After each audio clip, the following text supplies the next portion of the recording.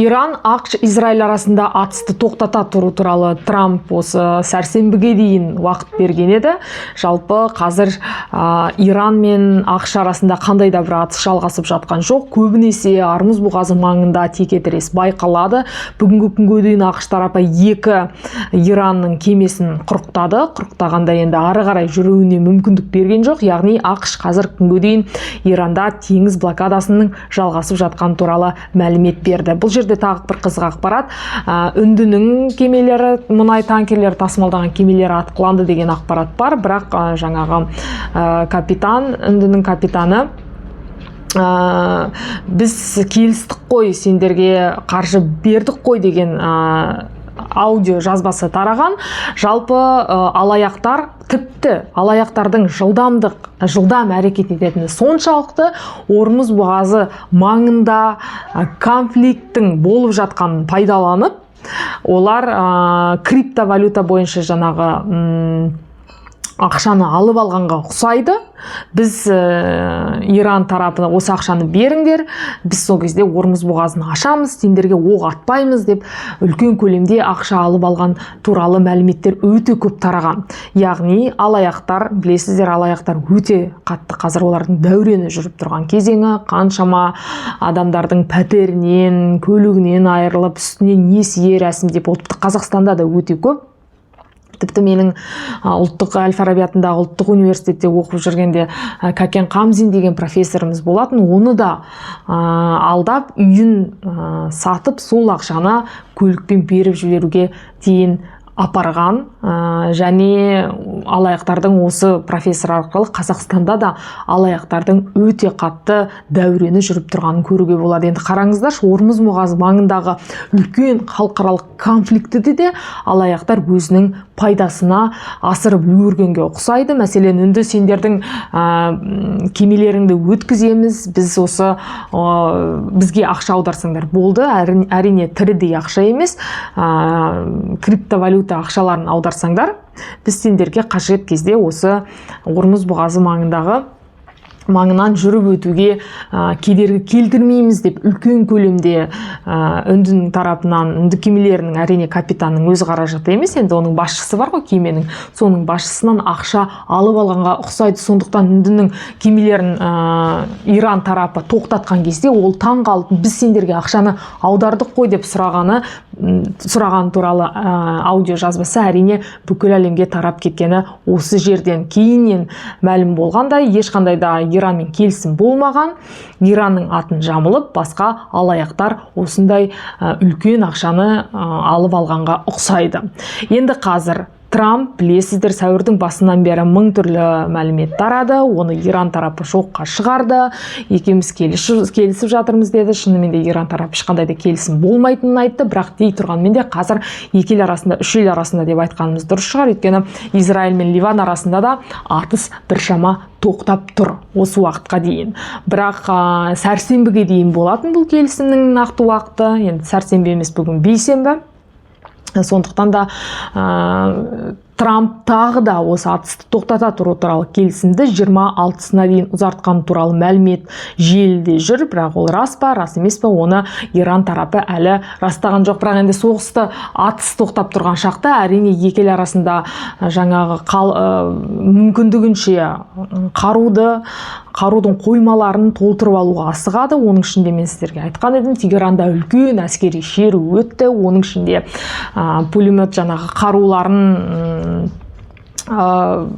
қызыл түстес, яғни розовый түстес деп айтқанымызда болатын шығар, бояп алып, әйелдердің де осы соғысқа қатысуға дайын екендерін көрсеткен үлкен осындай шеру өтті. Енді бұны Иран тарапы не мақсатта көрсетті десеңіздер, әрине соғыс халықты біріктіру деген ар жағында астыртын мәтін жатуы мүмкін. Не болмаса бізде Иранда әйел құқығы, әйел мүмкіндігі өте қатты шектелген. Дей тұрғанмен де осы енді соғыстың болып жатқан пайдаланып халықаралық әлемге міне біздің әйелдердің ер адамдармен құқығы бір деген подтекст жатуы мүмкін, осындай мағына жатуы мүмкін. Және тек қана әйелдер емес, мысалы соғыста қайтыс болған балаларының суретін алып шыққан әйелдер бар, тек қана қару ұстаған емес, яғни әйел адамдардың осы үлкен әскери шеруге қатысқаны әлем көріп отыр. Және бұл видео өте көптеген бұқаралық ақпарат, үлкен ірі ақпараттық агенттіктерде тараған. Және 12 жасқа дейін балаларды соғысқа қатыстыру үрдісі де болып жатқан туралы мәлімет бар, жалпы Иран тарапынан. Өйткені тіпті оның алдында 11 жастағы бала, осы бекетте тұрған бала оқ тиіп қайтыс болған туралы тағы ақпарат тараған. Және бұны Иранға бұл не үшін керек? Әрине бір жағынан осындай халықтың өз ішіндегі мүмкіндігінше қазір көптеген, әсіресе Израильдің бақ құралдары көптеп жазады, Иранның басшыларының ішінде ауызбіршілік жоқ, билікті әрқайсысы өзіне тартады. Сондықтан да жаңағы премьер-министр, парламент спикері басқаша сөйлеуі мүмкін, және сыртқы істер министрлігі басқаша сөйлеуі мүмкін.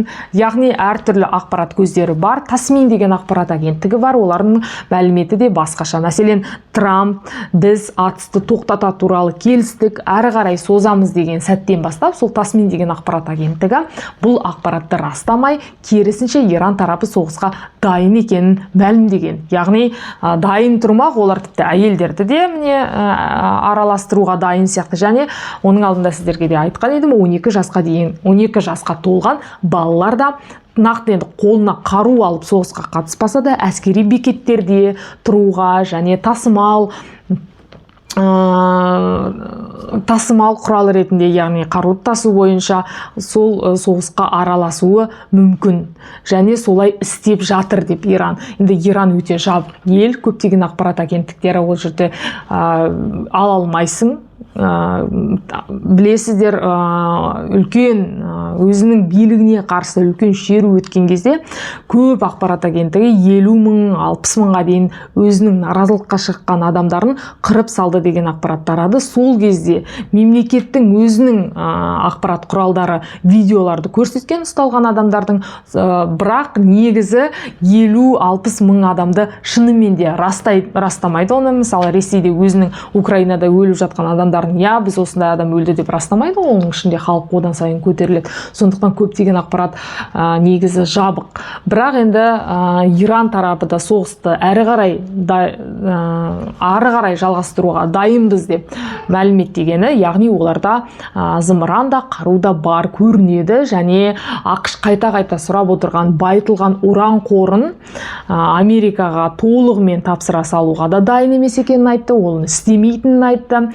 Және ол байытылған уран қоры жер сияқты, ол өте қасиетті және маңызды деген ақпараттардың да таралғаны рас. Яғни қарап отырсыздар, қазір ресми шынымен де осылай айтылған деген ақпаратты да қазір шынымен де солай қабылдау өте қиын. Өйткені пропаганда, ақпараттық соғыстың да жүріп жатқан кезеңі, әркім әр жаққа тартады. Израиль тарапы өзінің шындығын айтуға тырысады. ақш тарапы өзінің, Трамп бірнеше рет өзгертеді күніне мәлімдемесін, бір мәлімдемесі екінші мәлімдемесіне қарсы болуы мүмкін.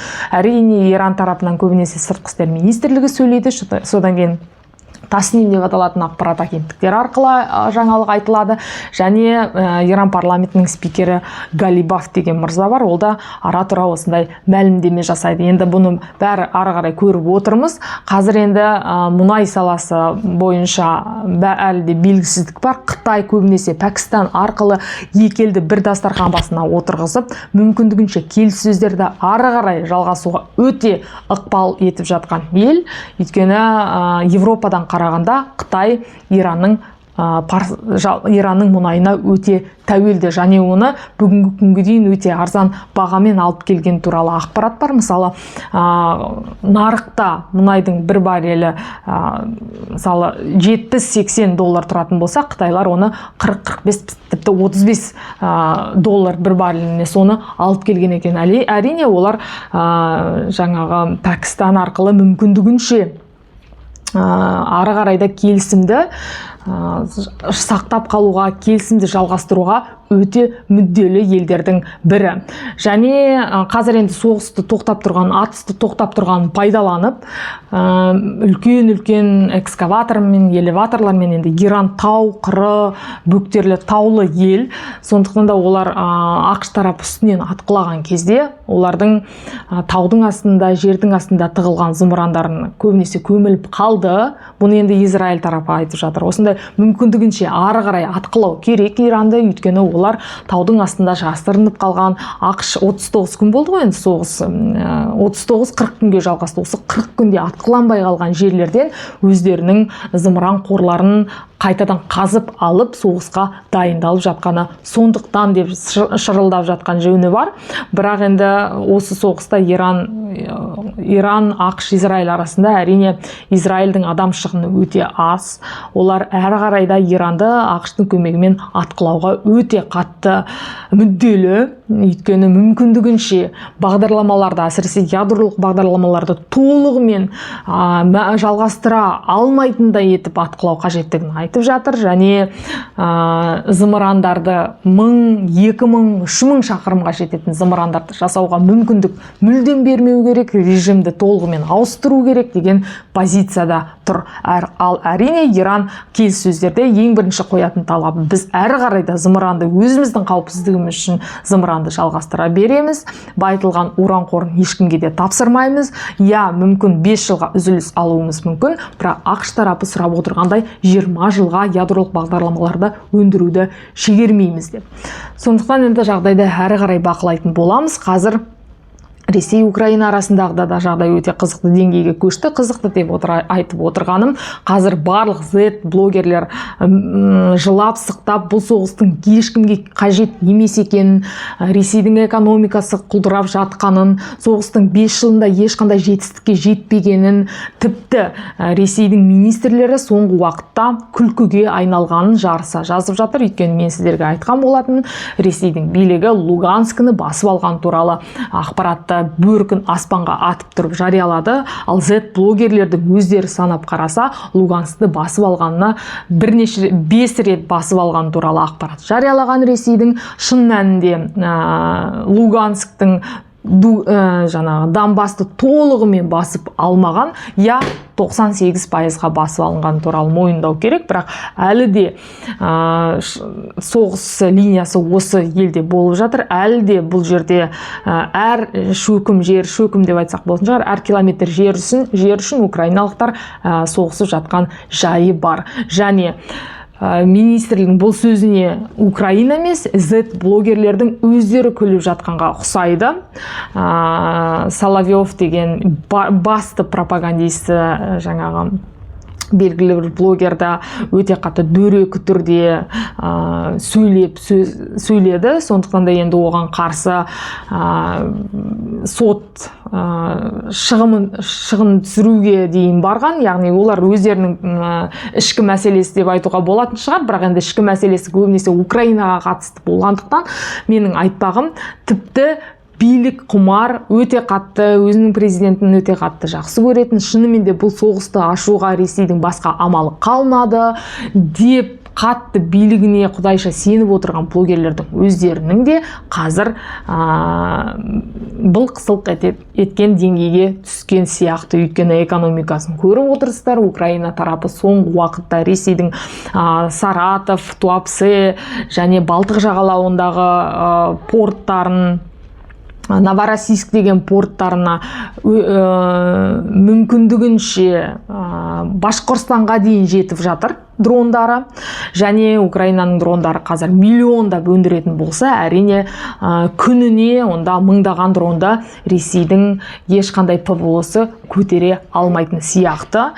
Және бірақ Путин бұл соғысты дәл қазір тоқтатуға болады, бірақ олар істемейді. Мүмкіндігінше Ресейді күшпен алуға тырысатын сияқты Украина әскерлері, оны бәрін көре жатармыз.